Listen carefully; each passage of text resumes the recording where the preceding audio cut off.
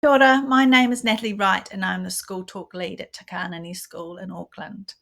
This year we have been using SchoolTalk for all of our teachers and all of our students in our school, with a particular focus on using progressions in mathematics.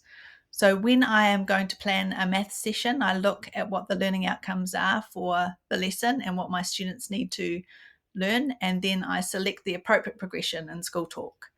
When I'm designing my workshop, I'm thinking about that progression, and I'm also using that progression to tag to any independent tasks that I get my students to do as follow-ups.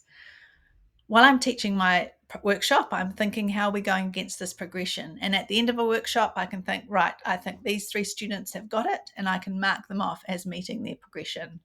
Students also, while they're working with me or after a workshop, could also mark themselves off, or they can also think about how they've done with their independent tasks. They can take photos of work that they've done that they think shows that they've met that progression and upload it into SchoolTalk with their own self-assessment of how they think they're going against the progression.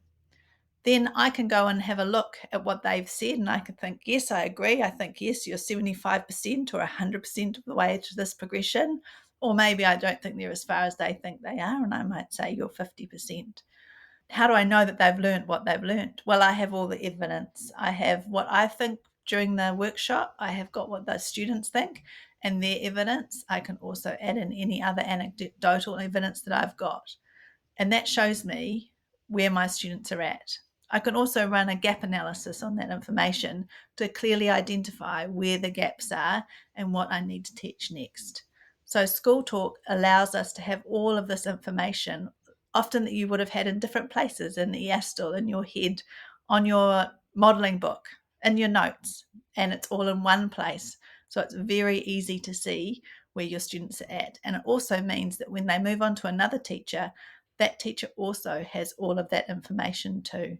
So it's a really easy way of showing that you know they've learned what you think they've learned.